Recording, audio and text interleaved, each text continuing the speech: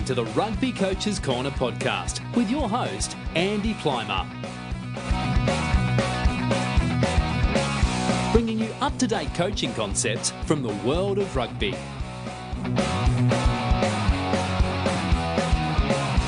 Sharing ideas to make the game better.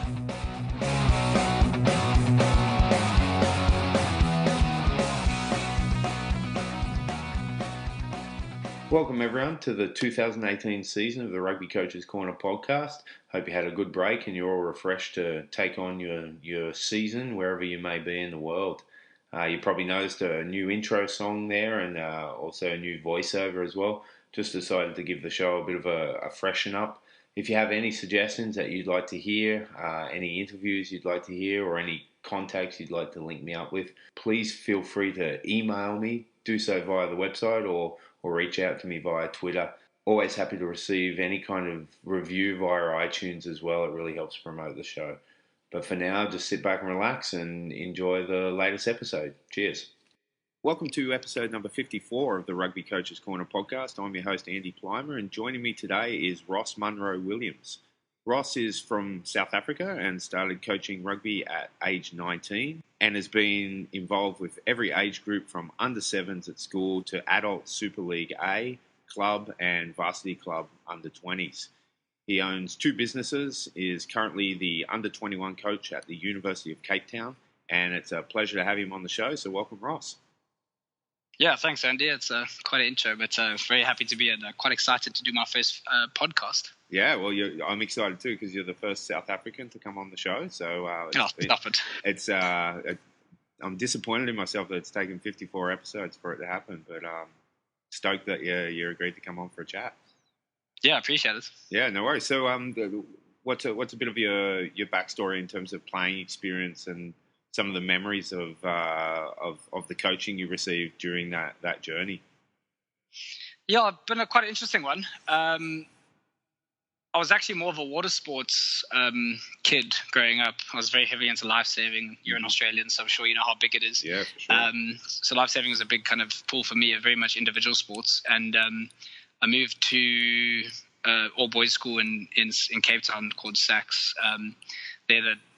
I think they're the second organisation that started rugby union in the country after Bishops, which is down the road. And SACS is actually the oldest school in the country. So when I moved there, the emphasis was on rugby. You know, it was the traditional sports. You know, it's very much old school, kind of focus. And the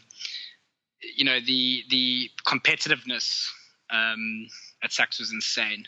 You know, when you play your local derbies against, you've got Paul Jim, you've got the Paul Roosters. It's been argued that it's probably one of the hardest, maybe the most competitive school rugby league in the world. It's definitely one of the oldest, apart from a couple of the English schools. But we regularly get, in your big derbies. I mean, the biggest derby I think in the world at school level is Paul Jim versus Paul Boys, which is in Cape Town as well. And they regularly attract an audience of about 20,000 spectators.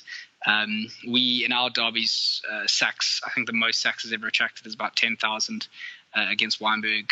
Bishops versus Rondebosch, they're down the road as well. They also get about 8,000, 10,000. I think they've got up to 15 at one stage. Wow. So you can imagine, as a schoolboy, you're 16, 14 to 18 years old here, and you get those kind of crowds. You can imagine where your focus is when you're at a schoolboy.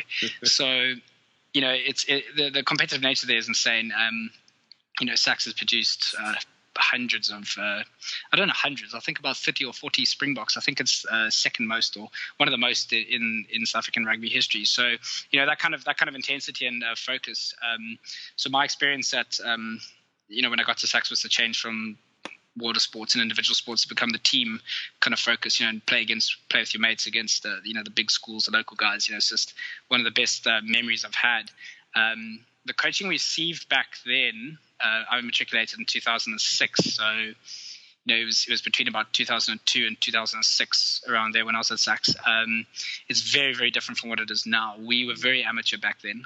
We only had about a week of preseason, straight into trials. A lot of the teachers were coaching, and back then the teachers were very ill-informed on how to coach.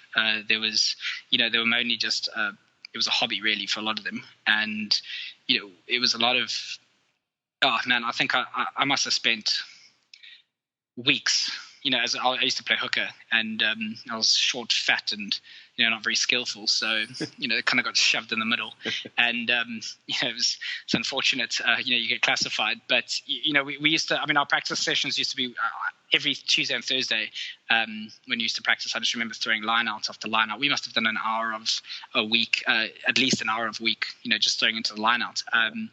You born out of your tree, but that was the kind of. I do remember one instance to kind of like summarize the whole experience was one of the players came back, and I was the B team hooker at that stage in under 16, and one of the players came back, and the selection that week was who could throw the ball in the line out straight.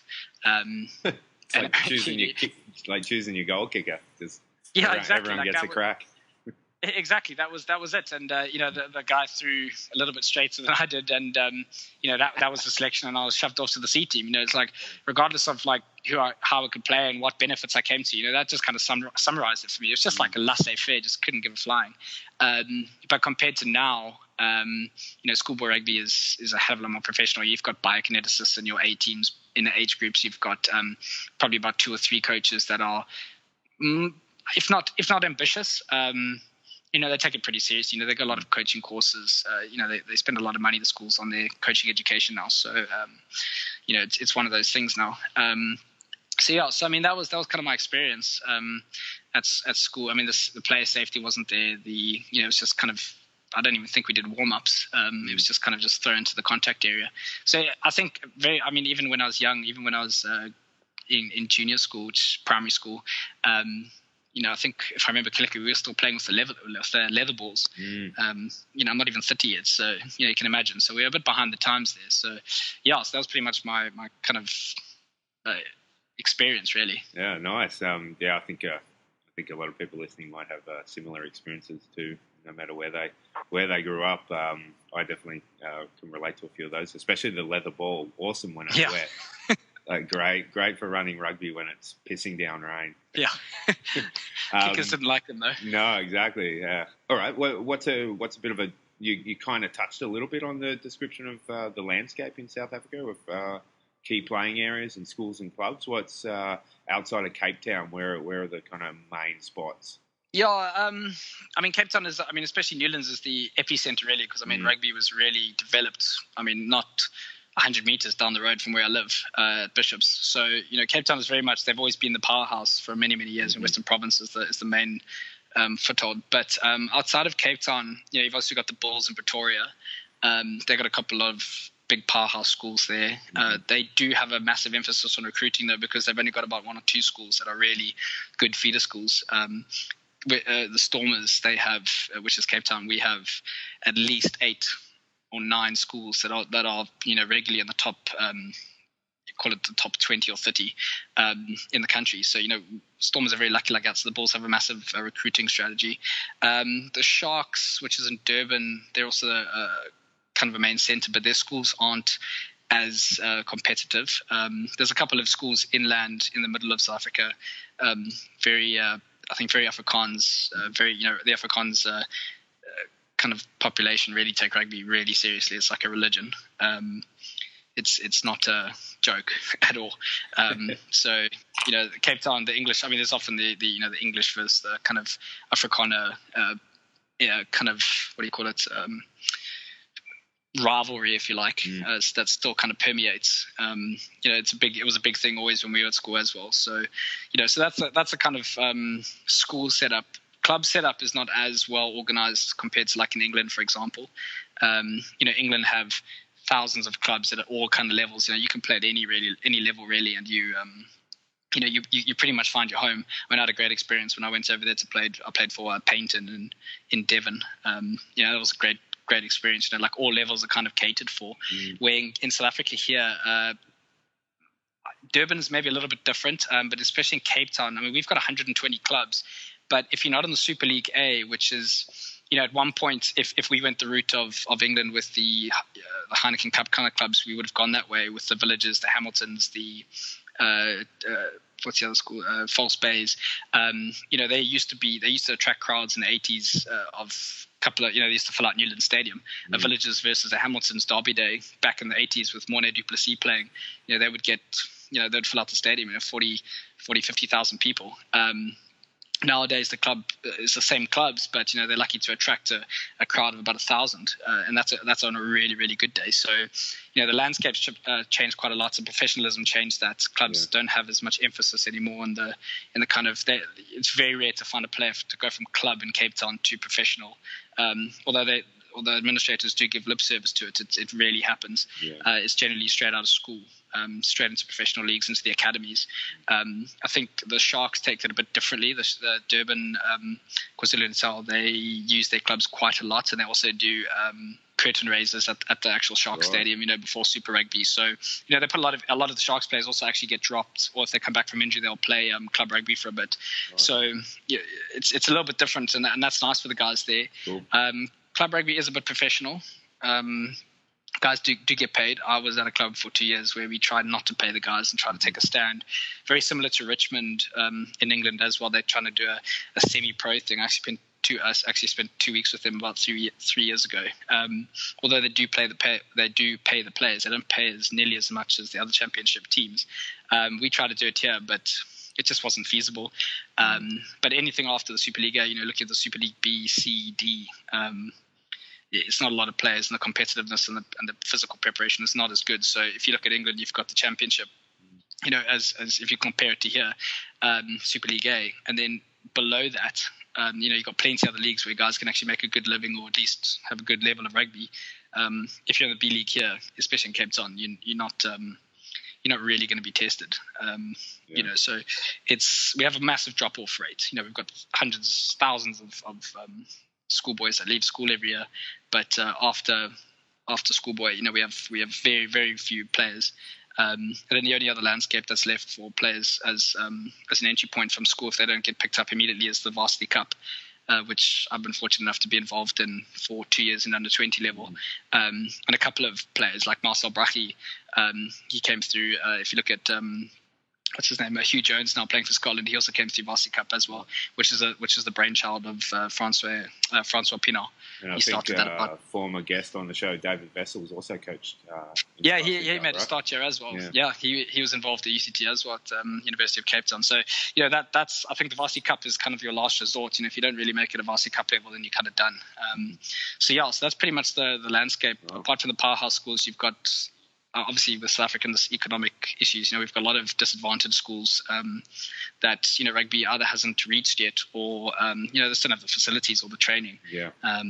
So there's a big gap, between the haves and the have-nots, if you like. Yeah, well, South Africa kind of reminds me of like the playing pool of New Zealand, like multiple cultures. You have the Maori, you have the Polynesian, you have British ancestry. It's kind of a similar landscape with South Africa. You find that creates, I think there's advantages in something like that with such a hot pot in the mix. Obviously, there's challenges too, but what are your thoughts on that? Yeah, it's definitely a plus. I mean,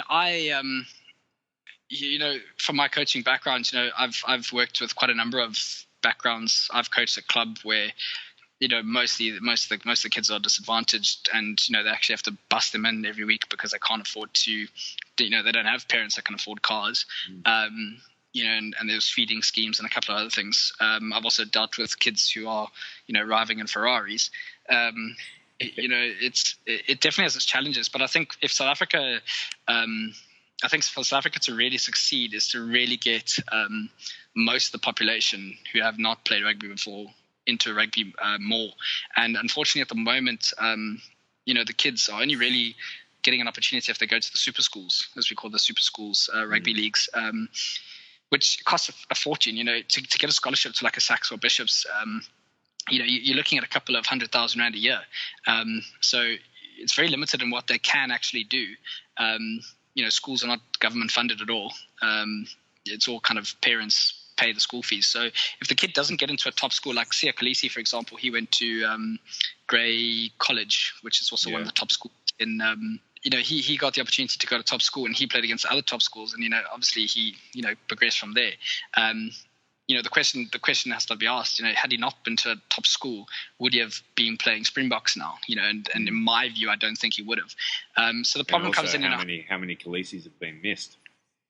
Well, that's my saying. Like South Africa has massive potential. Rugby in the black communities is growing, but it's going to take a long time still. And that's why the big push towards getting the guys to be more inclusive in the Springbok level. Those are the kind of challenges that we have, and but you've got to be picked on merit and those kind of things. But I think as I kind of get older, and as the kids who are coming through get older, it's going to be less of a does he deserve to be there. It's going to be more based on abilities, which I do think is at the moment. Siya Kolisi for me is one of the most outstanding players we've had in a long time, and for me, I think he should be captain. I think that'd be a massive statement, and I think he's just deserving.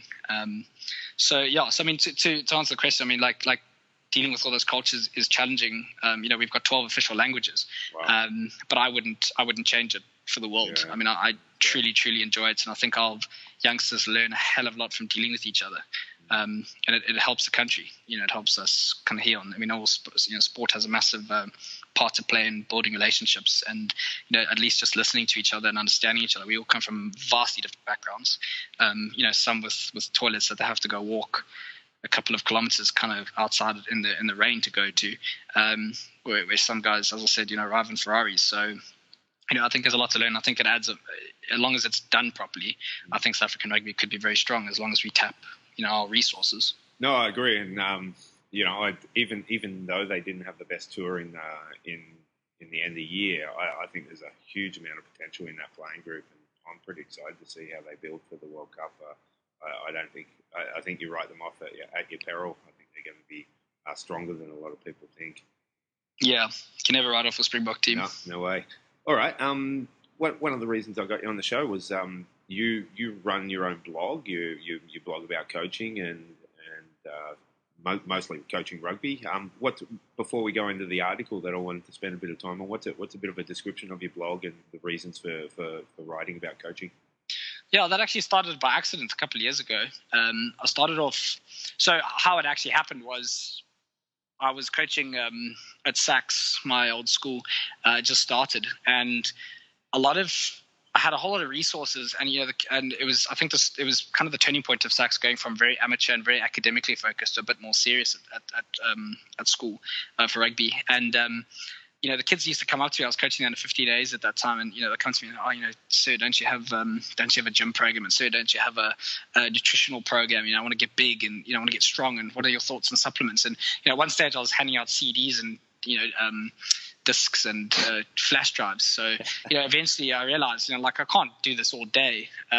So I eventually looked at ways of distributing that content in an easy kind of way. And, I looked at making websites. I asked a mate of mine that I went to school with. He was making websites at that time. And I said, mate, can you help me make one? And, he helped me make it. And, that was back in 2009. So I made it. I mean, it was horrendous. It was one of the ugliest things I've ever seen, but it worked. And that kind of how it started. And then I started blogging in terms of what happened at practice, and I used it as a communications means with the parents. I was very clueless in terms of the online landscape. I didn't actually know what was going on. So I just kind of stumbled on it by accident. And then, over the years, it's gone through various kind of changes. And I started writing a lot when I left Saks. I moved on to kind of do my own thing. And I got very passionate about finding out what was really about coaching. I always thought that there was something missing. I only got coached a certain way, so I coached a certain way. Yeah. I actually had to apologize to a few players over the years, for the way I used to coach when I was younger. We all have. I think, it's so bad. I cringe. I actually, funny enough, my first team I ever coached, they were under 11s at the time. I used to make them do fitness until they were bloody crying to their parents. Toughen. You got to toughen the kids up. That was the kind of thought process that my mind went through. And I actually ended up coaching one of the kids at UCT for the last 2 years. He's 22 now. And he still tells the guys the stories in the the change about what an arsehole I was back in the day. And you don't think you are, you think you're doing the right thing, but you have no idea. So I mean that's kind of how it started. And then I started hunting, for questions, and started hunting for answers rather to the questions I had about surely there's a better way of doing this. So after about 2 years of introspection, I started writing a lot of my thoughts at the time, and you can almost track the journey of the thought processes that went through my mind at the time. I I started finding out like Mark Upton and Lynn Kidman and those kind of guys. Started, and I think something just clicked. And I remember I read a book by one of my good mentors and friend. His name's Tim Goodenough.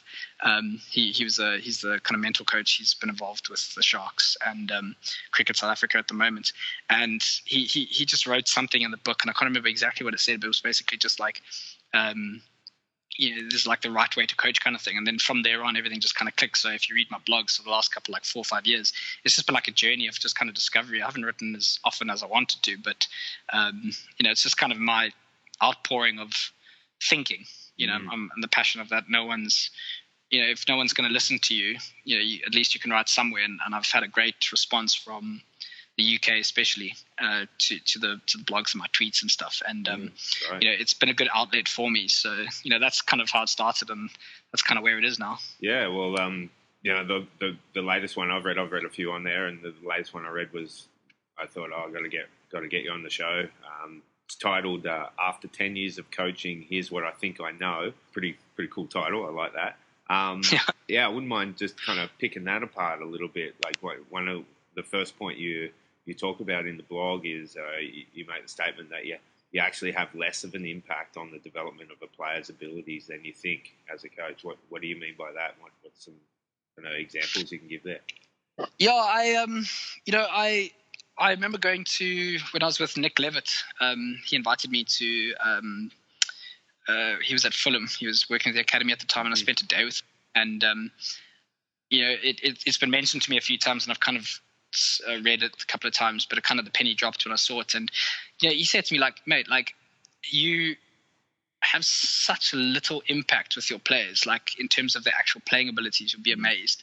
I think when I first started, and I've mentioned in the blog that, I thought that, if I spent, countless hours with kids, you could turn anyone into something. And, I do believe there is some factual basis in that, like if you work hard, you'll get somewhere. Mm-hmm. But their kind of overall development is very limited, unless you're maybe an individual coach, like a gymnastic coach or something like that, or a swimming coach or something. You spend, your entire you spend every day with them kind of thing over like a 10, 12-year period. I think you do have a big impact in terms of how they progress.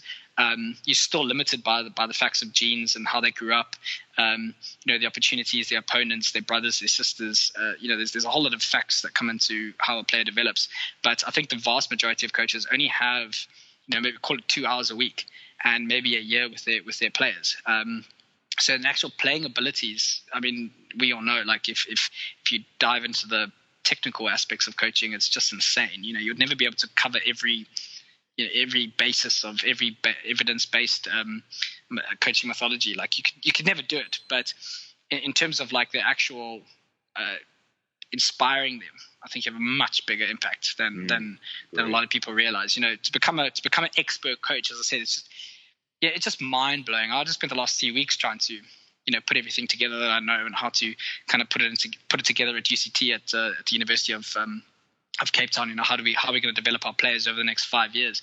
And it was insane amount of work. And I just looked at it and like, geez, like how am I going to get all this right? It's very intimidating, and I've been doing this for like 5-6 years now in terms of this kind of new approach. So I think for the vast majority of coaches, I think if they focus on just the individual, inspiring them, creating the right environment, as I said, like just getting them to be creative and just thinking differently, you'll have a far, far bigger impact than trying to make them a better passer or a better tackler or, that kind of thing. Yeah, and I think, we all, coaches' default setting almost is the technical side of the game, but I'm a strong believer. And to be honest, it's probably the worst. Yeah, I totally agree. I'm a strong believer on that the behaviours of your group drives that technical side, and the intensity at which the team plays, and then the technical stuff comes in after that. I couldn't agree with you more on what you're saying. Yeah, and I mean, I'll give you a good example. I mean, when I first took over I was head coach of Sax under 15 at in about 2010, and I got this group of, I mean, they were absolute no-hopers. I think the school gave it to me as a if you can do something with them, great. And they I think they only won about 20% of their games the year before, and I said it's really competitive at schoolboy level. Your parents expect good coaches, when they're paying a fortune for their kids to go to school. And I knew absolutely nothing about rugby. I mean, like, I played it my whole life, as I said, but you kind of just go back to your defaults and you realize what you don't know. And all I focused on was just like what we call gears, which is basically your I don't know how do you explain it, your environment, your fun. I think of that. I can't think of the exact word. I think of it just now. But basically, your gears is like your energy. Really, it's like your fun. And we did that really well. And the guys created their own name. They had their own song. After every game, it didn't matter if they won or lost. They just had an absolute blast with each other. And I got carried off the field at the end of the year after the last game. Kind of one of those awesome moments. Yeah. It wasn't scripted. It was just generally like the kids, just felt like it was just the right thing to do. And the next year I studied the game like crazy. I went to a couple of advanced coaching courses with a couple of Springboks and stuff, and I just got so damn technical. Because I was like, if we're going to win, the players need to play rugby correctly. So we dived into everything. I mean, we were doing international level kind of stuff, and at 16 years old. And funny enough, we only won one more game than the year before. So after an entire year of just like hammering them with professionalism and technical aspects, they didn't do any better really, versus the year before, where they just kind of worked on their environments, and we made them feel like they were $1 million every time they walked off the field. So I think that's where it comes from. Yeah, and you talk about that. You talk about the environment you create is far more important than the tactics and game plans. You in that part of your blog post, you talk a lot about soft skills and the importance of those. What do you want to talk a little bit about those and kind of how they look on the practice field and when you're interacting with players? Yeah, I mean, like the soft skills. I mean, I call it the soft skills. I'm sure there's other different terminologies for it, but the soft skills are kind of what I believe is that what's going to take people a lot further in life. Rugby is not my only kind of focus anymore. It's not my only importance. As you get older, you kind of diversify a bit, and I've gone into the business world a bit, and you get into serious relationships. Suddenly, and I haven't quite got there with the kids side yet, but those kind of things change your mindset a lot. Sure. And you look at like kids now, and you look at what makes people successful, and when I hire, I don't look at what degree you have. I don't look at if you were a prefect. I'm a bit of a rebel. I was a bit naughty at school, if you like, and kind of bucking the system. And I pride myself on kind of thinking differently from the kind of accepted norms. And the pieces of paper and what you achieved in a school, for example, doesn't mean anything to me, because those aren't the traits that actually take you forward. And I'm quite a bit of a tech. What do you call it? A big fan of tech, if you like. And you look at the world, how quickly the world's changing in terms of the products we use, how we communicate. We've got machine learning, we've got AI. Thousands, millions of jobs are going to be taken away over the next kind of 20, 30, 40 years. We're in a situation where we're not going to be driving cars. I mean, who would have thought of that, 50 kind of years ago, that it's actually a reality. It's always been in science fiction. I mean, it's actually going to be reality in our lifetimes. And you think about the kind of skill sets that we're teaching kids. It's still based on the old models of what determines success. But, things like leadership and thinking creatively, and, I hate using the terminology, think outside the box, but, kind of what everyone understands. Those are kind of, those are the kind of skills that actually make a big difference.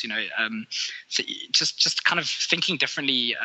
How you make a decision. It doesn't matter if it's a rugby ball, how to score a try, or how you make a decision in the boardroom. They're important, and you've got to be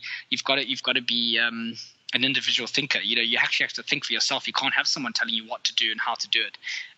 Your self-motivation, for example, and your discipline.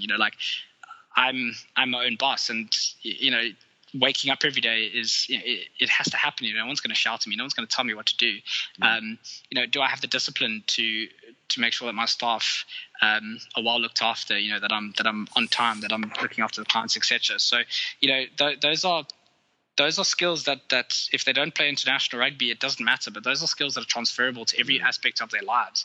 And I know that England. I spoke with Rusty the other day from the Magic Academy. He's with England under 18, and they're focused on CARDS at the moment, which is their kind of acronym for creativity, awareness. I'm trying to hopefully remember all of them. Resilience, decision making. I think it is. Yeah, and then the last. Self-organization. That's it. And I promise you, like every single one of those. I mean, it kind of CARDS just kind of summarizes what I was talking about, soft skills. So if you can, and there's a reason for it. Having a self-disciplined, aware decision maker, who's self-motivated, who's got confidence, and can problem solve and be creative. Whether that's on the rugby field, off the rugby field in general, we're going to create better people. And, the All Blacks love to say it, but, better people make better All Blacks.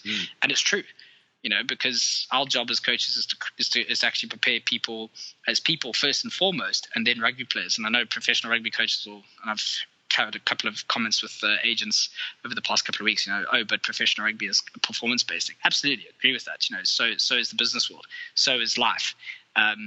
But ultimately, like if you don't create better people, you're never actually going to be able to succeed on the field in the long term. And I firmly believe that. So, so I think that's where we're not focusing enough on. And so, what's that look like on the training field for you? How do you put players into those situations where they can learn and develop those soft skills?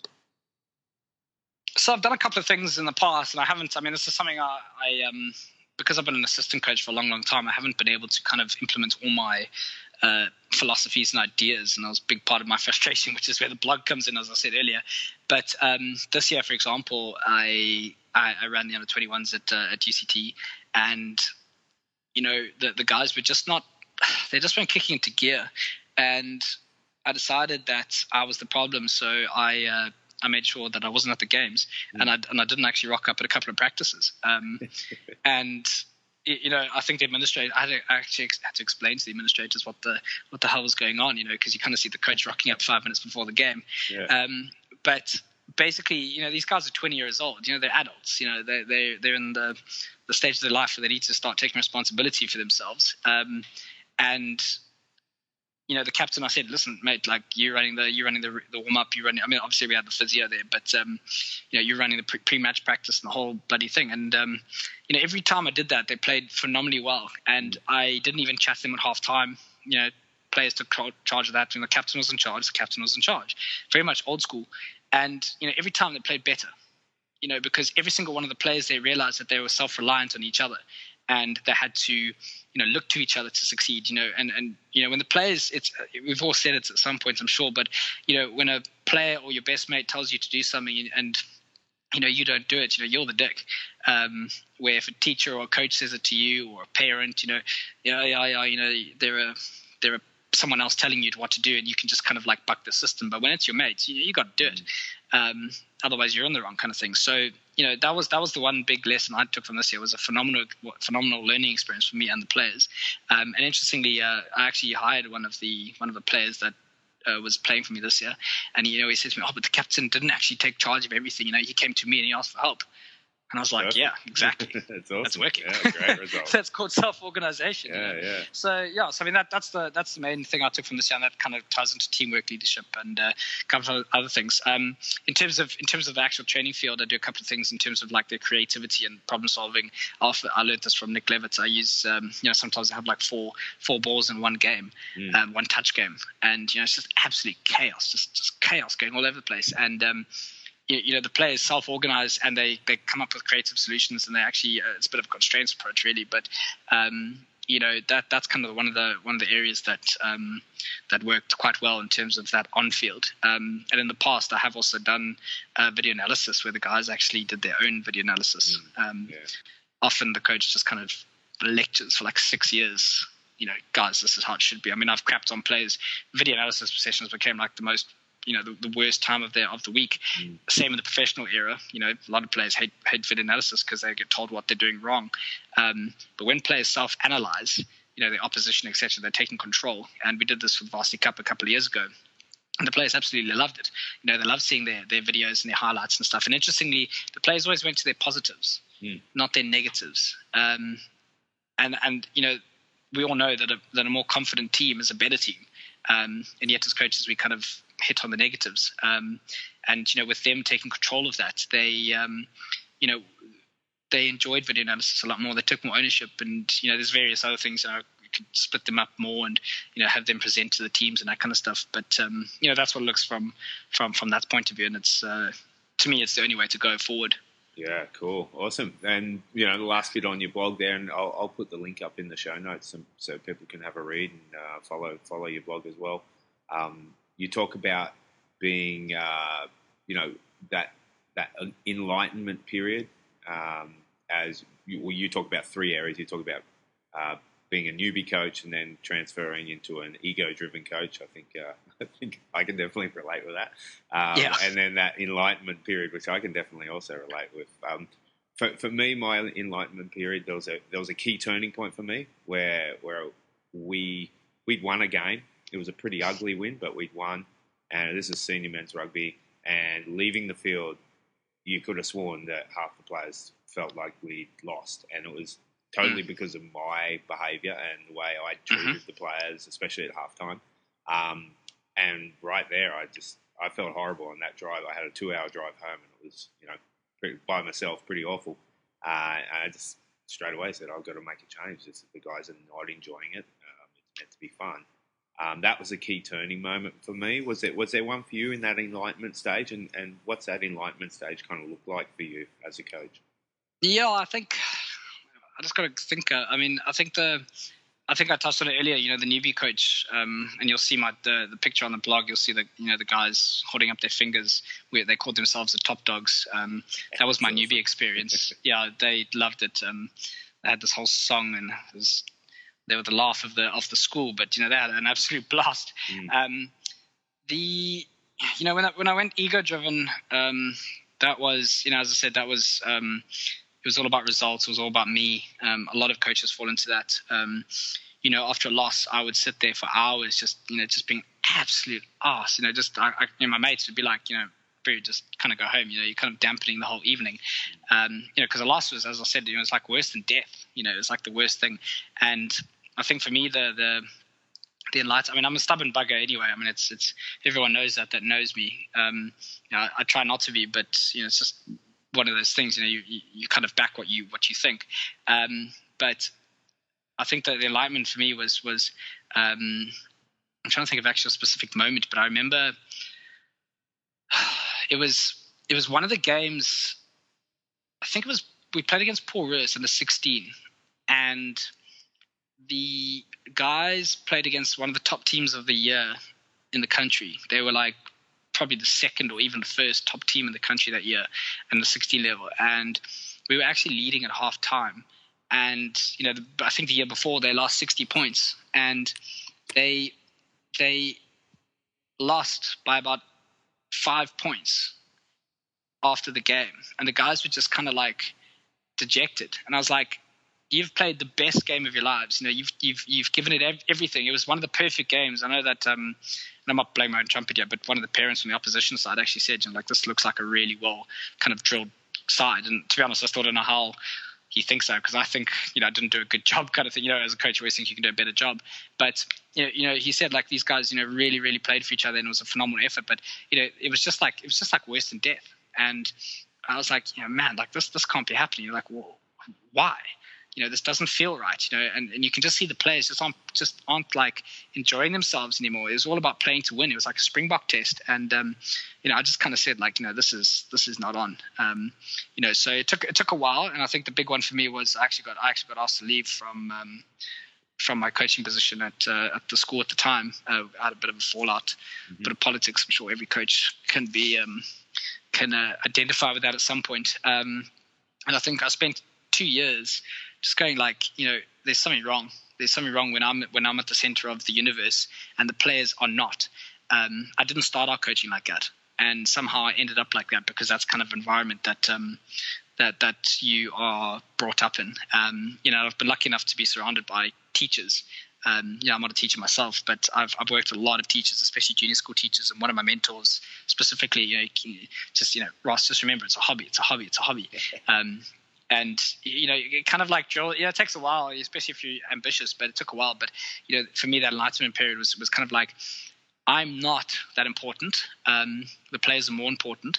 I enjoy coaching, but I enjoy coaching for the environment, creating an environment and getting people out of their shells. I take great delight in seeing a kid or even a young adult go from, unsure of themselves and, they don't back themselves to do something. And then by the end of it, they are flourishing, they're more confident, So I take great pride in that more so than the results, And I think one of my one of my heroes, if you like, one of the guys I'd like to become like was a UCT legend and a Springbok coach as well. He's just passed away recently in the last 2 weeks. But Doc Moss was absolutely loved by his players. He often used to have the guys around and, help them with their studies at varsity. And, like I was at a dinner with him a couple of weeks ago and he, the players just, ex-Springboks, Keith Andrews was standing there and just going like, we really, really appreciate you. And I said like, if the players aren't coming to my funeral or they don't want to have a beer with me if they see me in the street, then there's something wrong. So I think that's what it looks like. If the players respect you and you respect them, and it's a mutual kind of growth. That you don't know everything and they don't know everything, and that you're there for them. I think that's the key. And if it's not like that and you're shouting and screaming, you're in the wrong phase. Yeah, totally agree. All right, last question before we move on to our final 4 questions. You talked a little bit at the beginning that you're involved in business. You actually own 2 businesses. What are some of the transferable skills from business that you have used in your coaching, and then vice versa that coaches can learn from the business world? Yeah, I'd actually say I've learned. I think it's more coaching to business, to be honest. Mm-hmm. I think business is very old school in the way they deal with people. It's very much like hierarchy. You have your manager, micromanaging, reporting. There's a lot of. I don't think there's a lot of trust. It's very much like watching people like hawks kind of thing. What time are you in? Why are you here 5 minutes late? But what's kind of moving, what's happening now a lot, especially in I know the tech world is quite, if you like, hippie, with I'm sure the old school guys don't understand it, but, it's becoming very decentralized, and, it's becoming, there's a lot of, your hours are different, you can kind of just waltz in, there's a lot of freelancing going on, especially in the millennial kind of generation. A lot of guys are working from home, whatever they, from wherever they can find a desk or an internet connection. And obviously the internet has changed that. And, what I found is that the more I act like a coach in the office, the better the team do. And it kind of comes as no surprise. I'm a big believer in the more you walk away at the practice, the better the guys kind of do. As I said earlier, leave the practice field, let them go, let them make the decisions, create the environment where people are allowed to make decisions. And, I've done exactly that. I haven't done it perfectly.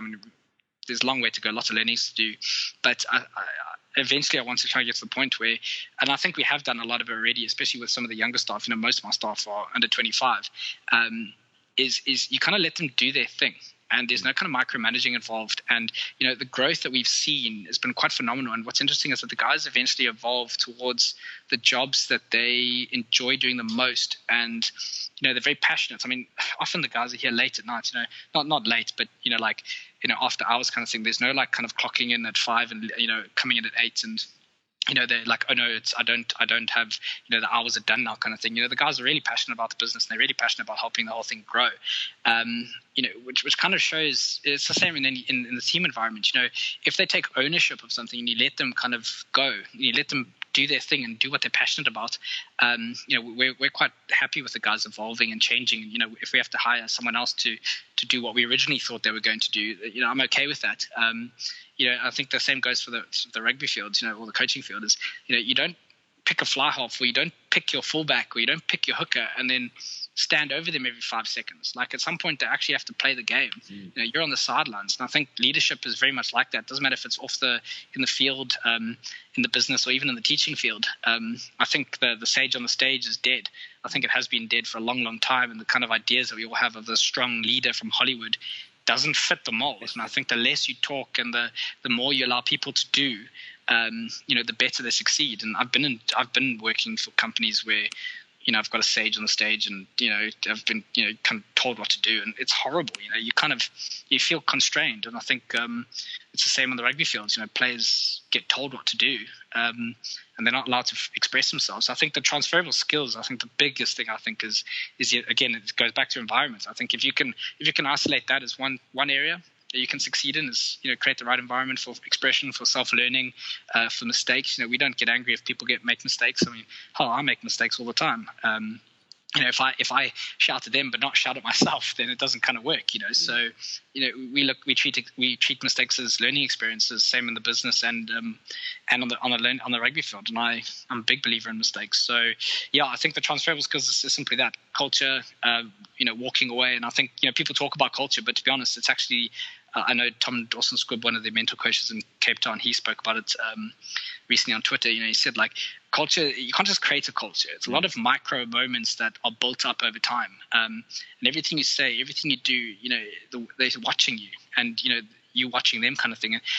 Culture becomes a living, breathing organism, if you like. And ultimately it comes down to the environment you created and allowing people to make those mistakes, to learn, to grow, and to be leaders. So I think that's the biggest kind of takeaways I've found. But my challenge is to make sure that I do more of my coaching philosophies in the office, which sometimes you don't feel like it does transfer, but it really, really does. Awesome. All right, well, we always end the show with the same final 4 questions. When you were a kid growing up in South Africa, who was one of the players you really admired and looked up to? Yeah, so as I was short, fat, and squat with no skills, I was the 95 era with the World Cup 99. James Dalton, for me, just stood out. He was just his nickname was Bullet. You kind of identify with someone who plays in your position. I didn't identify with the fly halves, couldn't care less about them. But James is just one of those abrasive players that I just thought was phenomenal.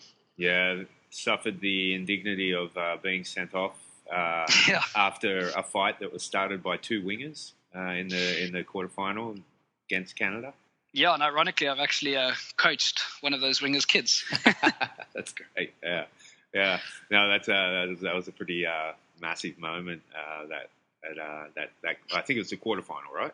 I think it was. Yeah. Well, no, it was a Battle of Boet Erasmus. That stadium actually doesn't even exist anymore, unfortunately. Right. Yeah. But yeah. Okay, and what about now? Who are some of the players going around that you really like what they're doing? Yeah, I think it goes back to the positional thing again. Obviously, like, Bowden is phenomenal, but I mean, like, for me, like, Dane Coles just kind of like sums up the I think the New Zealand approach. I know everyone kind of, New Zealand is the pinnacle, but I mean, Graham Henry's been working on this kind of approach for the last 10, 15 years, in terms of the skill set. And Dane Coles is, I think, the culmination of it. I remember reading a white paper by Graham Henry when he was still coaching Wales about skills and, skill acquisition and that kind of thing. It was early 2000s. He wrote that paper. And, you look at how Dane Coles plays now, and you look back at what he was saying. Dane Coles must have been in his early teens when he wrote that, probably even under 10, to be honest. And the way he plays now, those lines. I mean, he ran the one line he scored. I can't remember which team he played against, but he scored running a line that a backline player struggled to do. Under the poles, untouched, just a phenomenal line. I think he's the best apart from Malcolm Marx, with his physicality. I think Dane Coles brings far more to the field than anyone else. So he's probably my number 1 at the moment. Pretty amazing. Yeah. Okay. And what about coaches? Who are some of the high profile coaches that you like what they're doing? There's actually 2 at the moment. One, I've actually met both of them. Eddie Jones, obviously, although he's done really well with the team and stuff, I don't really look at the results. What I like is that he's very open to learning. I remember when I had a coaching course with him in South Africa when he was with the Springboks with Jake White. He said, one of the opposition coaches at one stage asked him for his playbook in a joking manner, and Eddie Jones was like, "Cool." I'll send it to you. Yeah. And I was just like, what? Jake White was talking about having spies going into the hotels of opposition teams before the test, to see if there's any playbooks left in the changing rooms. Jake was very much open to that. Where Eddie Jones is like, well, take my playbook. Again, it goes to different thinking, creative thinking, and it's just like, if I can't, and this is exact kind of words he said, like, if I can't innovate more than what I've done in the past, then I shouldn't be coaching at the level I am.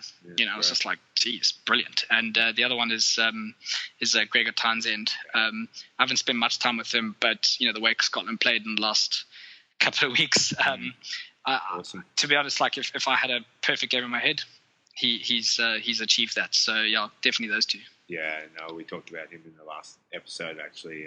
Gregor Townsend. Yeah, they're a team on the up, or they're already up, and going to add some serious interest into the Six Nations this season in 2018. Can't wait. All right, and last question. What about someone in the grassroots around your area who's doing really good work and deserves some recognition? Yeah, I said, skill acquisition and kind of the new kind of approach to coaching. I like, the kind of new that's been around for ages in the UK. South Africa, it's been a long, long road to get there. And there's a couple of coaches what I'm really excited about that are starting to take it to the professional era, which for me is finally, kind of like, yes, finally, guys are taking us on board. But there's two coaches, but the one is AB Zondag. He's the son of also Alan Zondag, and he was also a professional coach back in the day. But his son, although I haven't met him, he's a skills coach of the Sharks at the moment, and there's another one in Joburg at the Lions. But both of them are kind of very much they're young and upcoming, and they are kind of they're implementing with professional players what we've been talking about on Twitter for the last 5 or 6 years. So that really excites me. Whether they become head coaches or not one day is another story. But in terms of young coaches, I think it's really exciting me to see that skill acquisition and skill coaches and game sense and the kind of the right way to coaching, if you like, in inverted brackets, is taking hold in SA. So I'm glad that they're tweeting, and I'm glad that they're getting the word out. All right, Ross. Well, I've really enjoyed the conversation and huge amount out of it, and want to thank you for coming on the show, and really think that you've offered up some great ideas for coaches out there, and want to wish you all the best to your coaching with University of Cape Town, and also with your business life. And thanks again for giving up an hour of your time. Yeah, I appreciate it. I really enjoyed it. Hopefully I haven't bored anyone to death, but it's been pretty good. So thanks for having me. Awesome. No worries. Cheers.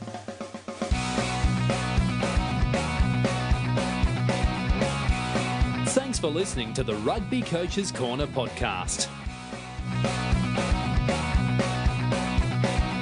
If you enjoyed the show, please leave a review via iTunes and keep listening for the next episode.